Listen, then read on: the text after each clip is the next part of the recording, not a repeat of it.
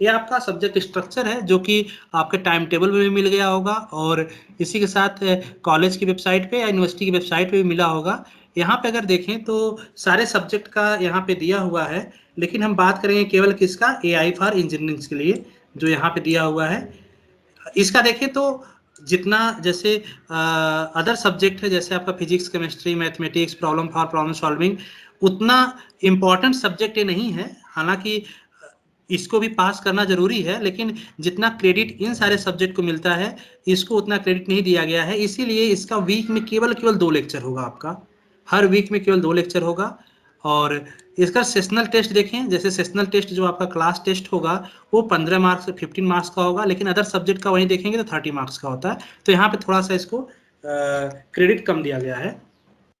और TA teaching असिस्टेंशिप यहाँ पे है जो हम आपको देंगे। टीचिंग जैसे सेशनल हो गया, असाइनमेंट हो गया, फिर या अटेंडेंस हो गया, ये सारी चीज़ इसमें आ जाएगा। तो इन दोनों को ऐड कर देंगे तो आपका इंटरनल मार्क्स बनेगा 25 का। मतलब 25 मार्क्स आपके और फैकल्टी के हाथ में होता है। ये कैसे आप परफॉर्म करते हैं पूरे सेमेस्टर में, इंटरनल आपका क्या एक्टिविटी रहती है उस पर बेस करता है। इसके बाद 25 मार्क्स के एक्सटर्नल एग्जाम होंगे जो यूनिवर्सिटी कराएगी। तो टोटल अगर देखें तो ये दोनों मिला के इंटरनल और एक्सटर्नल 50 मार्क्स के आपके पेपर होंगे।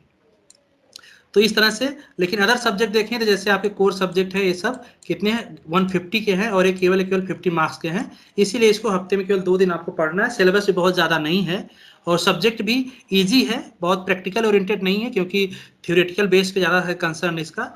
तो उसी हिसाब से हम चलेंगे, ठीक है। इसके बाद आता है सिलेबस। ये सिलेबस है ये आपका 5 यूनिट में, हर यूनिट को हम 1 बाय 1 स्टार्ट से कवर करेंगे। तो सिलेबस पे देखेंगे तो बहुत ज़्यादा सिलेबस नहीं है, 5 यूनिट है। यूनिट 1 में आपका ओवरव्यू टू AI है, केवल AI के इंट्रोडक्शन के बारे में देखना है, उसका इवोल्यूशन क्या है, कैसे आया, AI का यूज़ कहाँ पे है, कौन कौन से गोल है, एप्लीकेशंस हैं, ये सारी चीज़ यहाँ पे देखना है। तो ये भी थ्योरेटिकल है। नियरली हम कोशिश करेंगे कि 4 या 5 लेक्चर में, 4 लेक्चर में एक यूनिट खत्म कर देंगे। तो टोटल 20 से 22 लेक्चर में टोटल आपका 5 यूनिट इंड हो जाएगा। सेकेंड यूनिट है इस तरह से डेटा एंड एल्गोरिथम। आप नाम सुनते होंगे बिग डेटा या डेटा साइंस की, कहीं कहीं कहीं न्यूज़ में या कहीं आर्टिकल में सुने होंगे। तो उसी के बारे में हम यहाँ इंट्रोडक्शन पार्ट में देखेंगे, history of data, data storage, और उस पर कौन कौन से एल्गोरिथम अप्लाई होते हैं, क्या ऑपरेशन परफॉर्म कर सकते हैं, वो सारी चीज़ें आप देखेंगे। थर्ड यूनिट में आता है natural language processing. Natural language processing generally आपका AI का ही एक एप्लीकेशन भी होता है, लेकिन यहाँ पर अगर नेचुरल लैंग्वेज प्रोसेसिंग देखेंगे तो हम speech recognition, natural language understanding, natural language generation, chatbot, machine translation, ये सारी चीज़ें आप प्रैक्टिकली भी देखे होंगे। जैसे आप सपोज गूगल भी यूज़ कर रहे होंगे, गूगल में अगर देखें तो माइक का यूज़ करके आप स्पीच करते हैं, मतलब वहाँ बोल के भी कुछ सर्च कर सकते हैं आप। उसको चैटबॉट देखे होंगे, जैसे बहुत सारे वेबसाइट पे क्या होता है, आप कॉर्नर में चैटबॉट, उससे बात भी कर सकते हैं। तो वहाँ पे ऑटोमेटिक मशीन ही आपसे चैटिंग करता है, कोई वहाँ पर्सन नहीं बैठा होता है। मशीन ट्रांसलेशन, जैसे आप गूगल ट्रांसलेशन यूज़ कर रहे होंगे, एक लैंग्वेज से दूसरी लैंग्वेज में ट्रांसलेशन कर लेते हैं, तो इस तरह से ट्रांसलेशन भी कर सकता है। तो ये सब सारी चीज़ आ जाएंगे नेचुरल लैंग्वेज प्रोसेसिंग में। फिलहाल इन सबको बहुत डिटेल में हम आगे जब सिलेबस चलेगा तो उस टाइम इसको कवर करेंगे। नेक्स्ट यूनिट 4 आ जाता है, जिसमें आर्टिफिशियल न्यूरल नेटवर्क की बात करेंगे।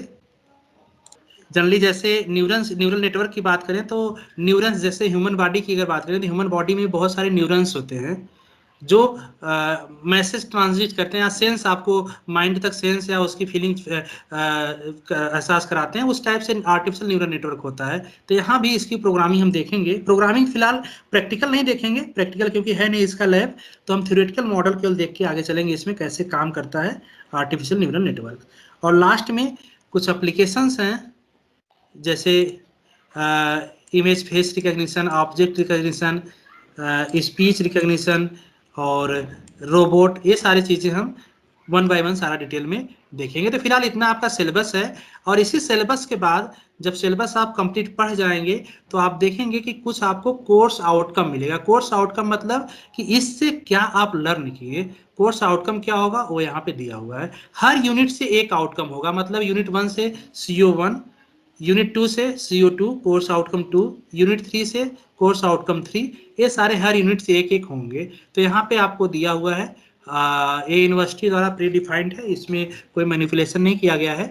तो यहाँ जैसे लिखा हुआ the student will able to learn, student क्या क्या लर्न करेगा CO1 में बताता है कोर्स आउटकम में कि अगर पहला यूनिट आप पढ़ लेते हैं तो पहला यूनिट पढ़ने के बाद आप understand the evolution of various approaches of AI का इवोल्यूशन कब से हुआ, कैसे हुआ, कौन कौन सा अप्रोच हुआ, उसके बारे में अंडरस्टैंड कर जाएंगे।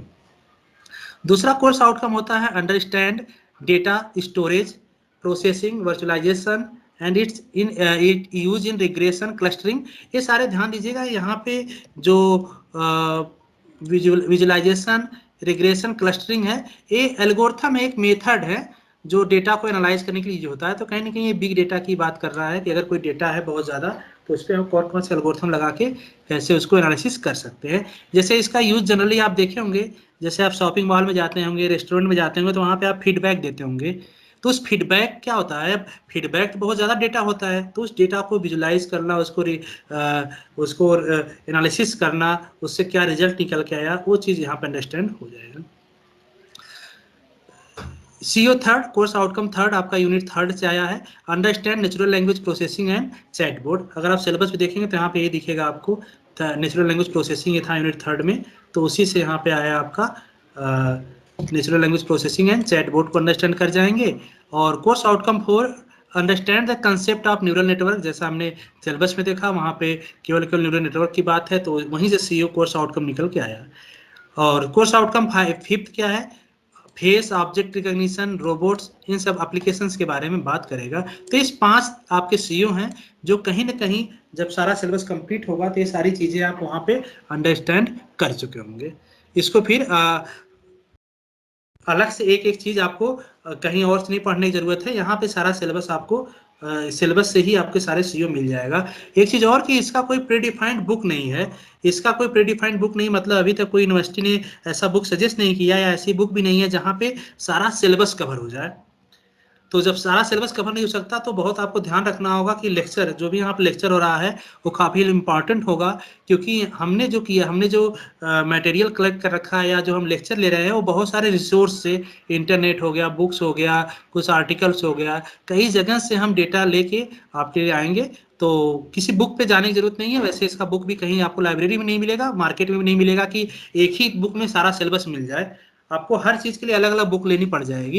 इसलिए आप बुक पे न जाइएगा, आप नोट्स हम प्रोवाइड कराएंगे, इसका लेक्चर चलेगा, यहाँ पे PPT मिल जाएगा आपको, तो ईच एंड एवरीथिंग हम यहाँ पे आपको प्रोवाइड करा देंगे। तो इस तरह से ये आपका सिलेबस हो जाएगा।